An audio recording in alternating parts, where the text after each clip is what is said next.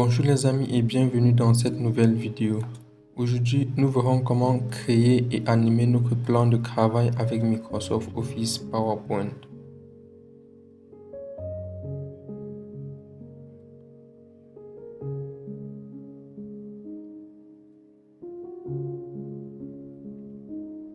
Mais avant de commencer, je vais vous inviter, si vous êtes nouveau à la chaîne Exponentielle Technologie, à vous abonner et à activer la cloche de notification pour ne pas manquer nos prochaines vidéos.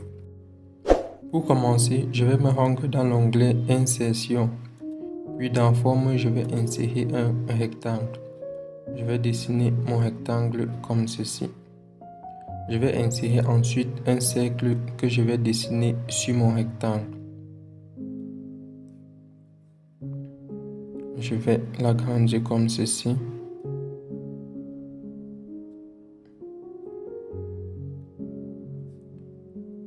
Vous pouvez utiliser les touches de direction pour mieux déplacer et positionner. Ensuite, je vais sélectionner le rectangle, puis en maintenant la touche Shift, je vais sélectionner le cercle. Dans Fusionner les formes, je vais cliquer ici sur Souscrire. Je vais agrandir comme ceci. Puis, je vais appuyer sur les touches CTRL-D pour dupliquer, ou bien tout simplement sur CTRL-C et CTRL-V pour copier et coller. Dans Rotation, je vais roter horizontalement.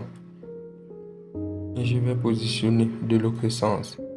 Ensuite, je vais me rendre dans l'onglet Conception. Dans Mise en forme de l'arrière-plan, je vais cliquer sur Remplissage dégradé. Donc, j'aurai ceci. Si vous avez d'autres boutons comme ceci, vous n'avez qu'à les supprimer en appuyant sur la touche Supprimer. Maintenant, je vais sélectionner ce rectangle-ci et l'autre-ci en maintenant la touche Shift ou la touche CTRL. Et dans Format de la forme, dans Contour, je vais cliquer sur Sans contour. Et dans le remplissage, je vais sélectionner cette couleur-ci. Je vais fermer le format de la forme. Dans Insertion, je vais insérer une zone de test. Je vais dessiner ma zone de test et je vais écrire Plan de travail. Je vais sélectionner la forme, puis toujours dans Accueil, la police d'écriture, je vais sélectionner cette police-ci. La taille, je vais mettre à 42.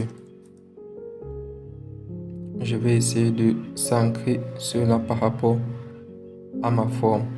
Toujours dans Insertion, je vais insérer ce triangle-ci, un triangle rectangle que je vais dessiner comme ceci. Je vais roter pour avoir ceci. Et dans Effet, je vais venir ici sur Buisson, puis je vais sélectionner ceci pour avoir cette forme-ci. Dans la hauteur, je vais mettre 1 et pareil pour la large, je vais également mettre 1. Dans le remplissage, je vais sélectionner cette couleur-ci. Je vais dupliquer cette zone de test que je vais positionner ici. Je vais écrire Introduction.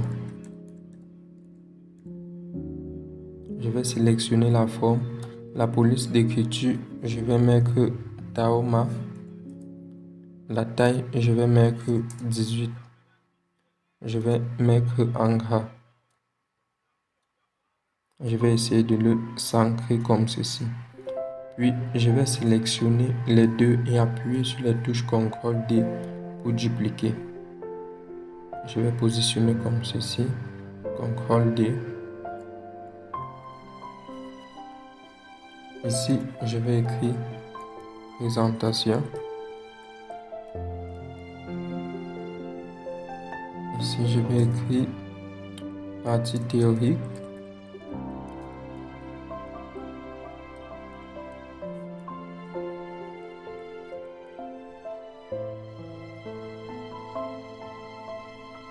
Ici, Partie pratique.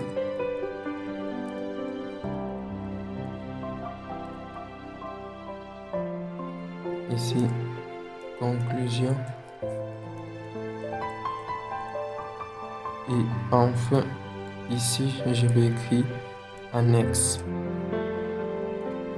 Je vais tout sélectionner et essayer de positionner comme ceci. Comme ceci. Maintenant, je vais commencer avec les animations. Donc, je vais me rendre dans animation, puis je vais cliquer sur volet d'animation. Je vais sélectionner ceci et comme animation, je vais cliquer sur balayer. Ici, option de l'effet, je vais mettre à partir de la gauche. Dans la durée, je vais mettre à 2 secondes pour avoir ceci.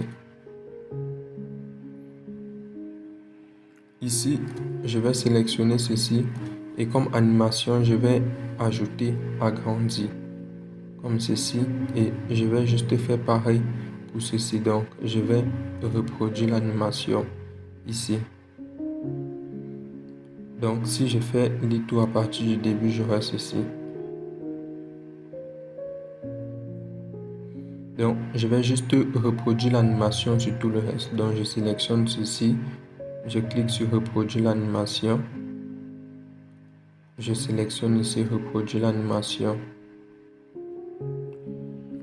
Et ainsi de suite. Ici, je vais indiquer démarrage après le précédent. Pareil ici, démarrage après le précédent.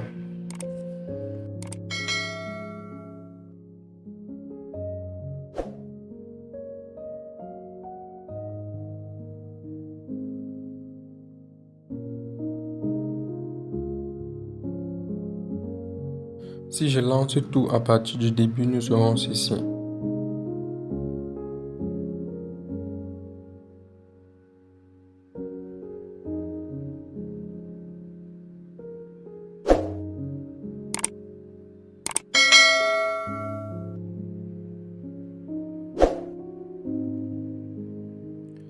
C'était tout pour cette vidéo les amis, nous espérons qu'elle vous a plu et qu'elle vous sera utile.